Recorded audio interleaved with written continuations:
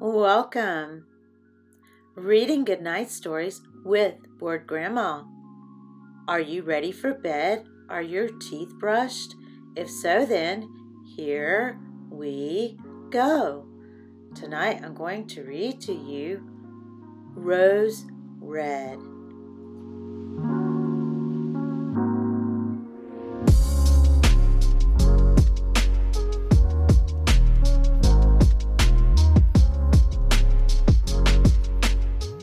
Once there was a poor widow who had a daughter as beautiful as the rose that grew in the garden.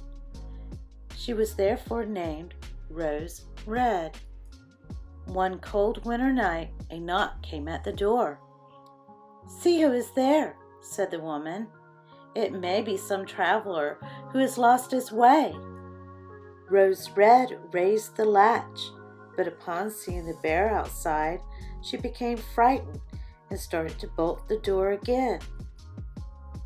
"Do not be afraid. I will do you no harm," the bear cried. "I am half frozen and only want to warm myself."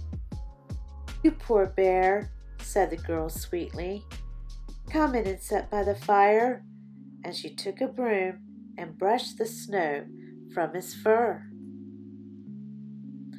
"I shall not forget your kindness," the bear replied.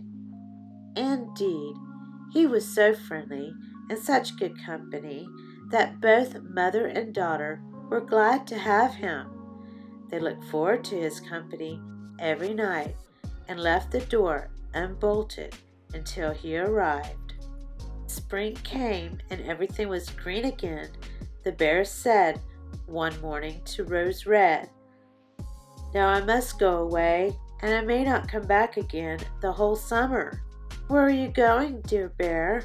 she asked. "I must go into the woods and guard the treasure from the bad dwarfs," he replied. Rose Red was very sorry that her friend had to leave.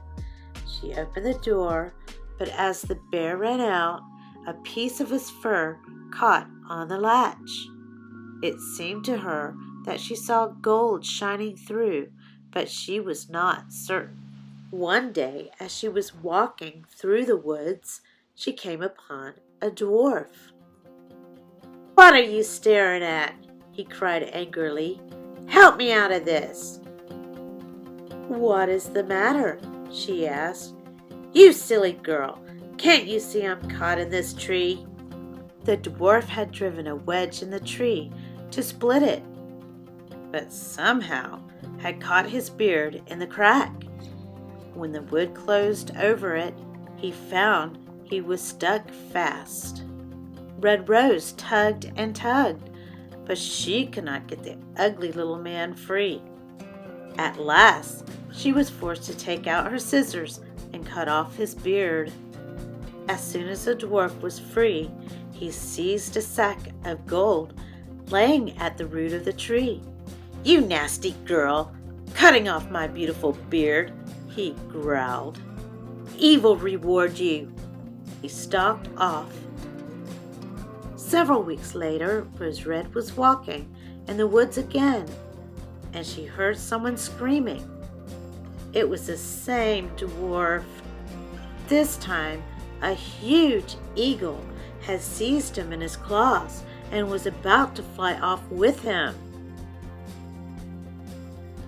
Quickly, Rose Red ran to him and pulled with all her might.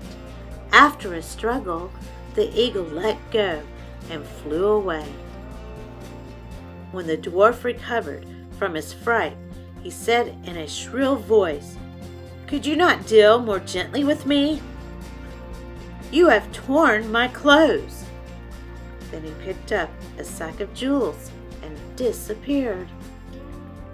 Rose Red continued on her way, but later in the day she saw the dwarf again. He was busy counting the jewels from the sack and had them piled up on the ground. How they glittered in the light from the setting sun! When he saw the maiden, his face grew red with anger. Why are you spying on me?" he cried. "Be gone, or I'll strike you dead."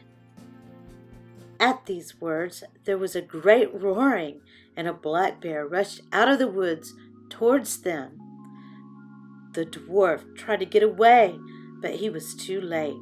The bear was already upon him. "Mr. Bear," he said, trembling, "spare me and you can have all my treasure. Give me my life. What do you want with a poor little thin dwarf? Eat the girl instead. She will be a much tenderer morsel for you. Pray, let me go." The bear did not answer, but gave the evil dwarf a blow with his paw, and he fell over dead. Red Rose started to run away. "Do not be afraid. Do not be frightened," the bear said, and Rose Red recognized the voice of her old friend. As he walked towards her, his skin suddenly fell off, and behold, he was not a bear, but a handsome young man dressed all in gold. "I am a king's son," he said. "I was changed by the wicked dwarf into a wild bear. When you were kind to me, even though I was a bear, the dwarf lost his evil powers. Now that he is dead, the spell is broken, and I am freed."